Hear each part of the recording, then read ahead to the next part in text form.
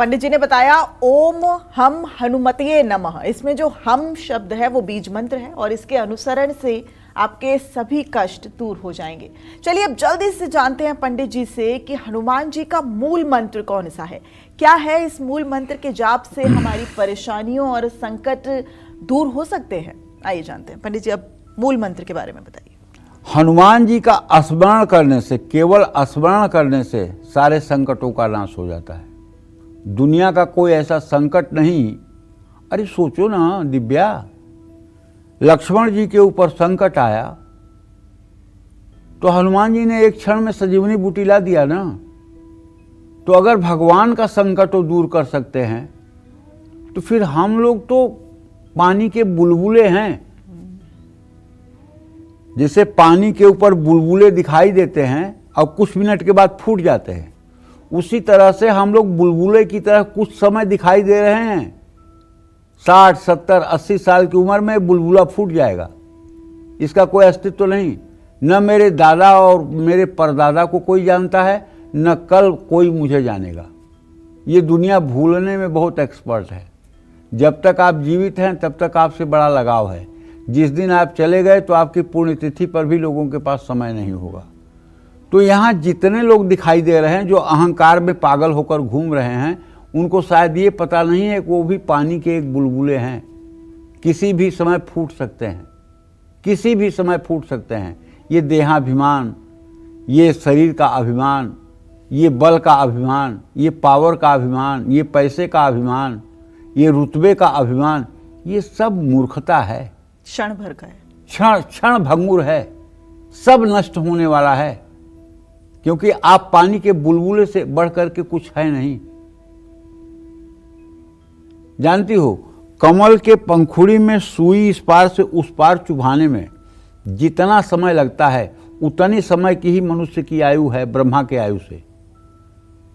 हमारा जब 100 वर्ष होता है तो ब्रह्मा का 1 दिन होता है।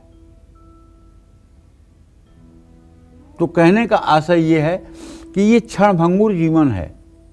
क्षणभंगुर जीवन में ज़्यादा से ज़्यादा समय आदमी को भगवत चिंतन, सदाचारपूर्ण जीवन और सत्कर्म और दूसरों के हित के लिए जीवन जीना चाहिए, और यही कमाई साथ में जाएगी।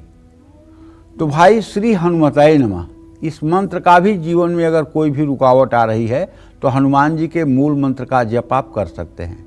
अगर बार बार असफलता मिल रही है तो भी मूल मंत्र का जप कर सकते हैं। लेकिन एक बात सुन लीजिए कान खोल करके, कल मत कहिएगा कि आपने तो कहा था। 1-2 माला जप करने से कुछ होता नहीं है। 1-2 माला जप करोगे तब तक आप ही का दिमाग स्थिर नहीं होगा।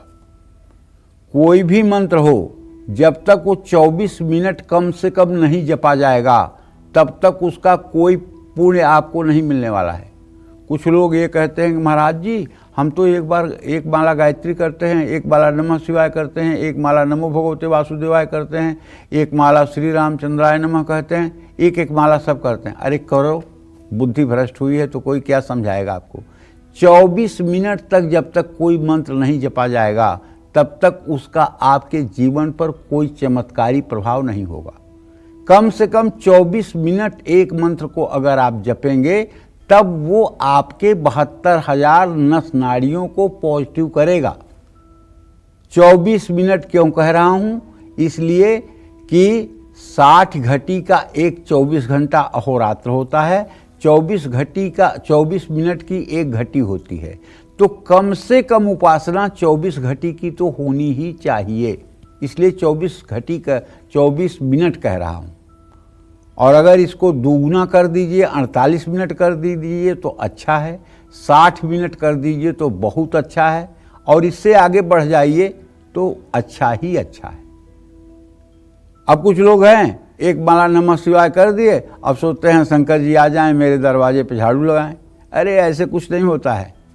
12,000 वर्ष तक पार्वती ने तपस्या किया सूखे बेल के पत्ते खाकर शिव जी को प्राप्त करने के लिए, और उसके बाद संकल्प देखिए, कोट जतन लग रगर हमारी, बरहु शंभु न त रहूं कुंवारी। इतनी बड़ी प्रतिज्ञा कि 1 करोड़ जन्म लूंगी तब भी मेरी रगड़ यही रहेगी कि या तो शिव को पति रूप में पाऊंगी या तो कुमारी मर जाऊंगी। अब सोचिए, मतलब पार्वती जी को 12,000 बरिस सूखे बेलपत्र खा के तपस्या करनी पड़ती है, और आप चाहते हैं कि 108 बार नमः शिवाय कर लें और शंकर जी आएँ आपके दरवाजे पे झाड़ू लगा करके और सोने चांदी का जो है कलश रख करके और चले जाएं। ऐसा कुछ न होने वाला है। कुछ तन्मयता दिखाइए प्रभु के प्रति, कुछ समर्पण दिखाइए, कुछ त्याग दिखाइए।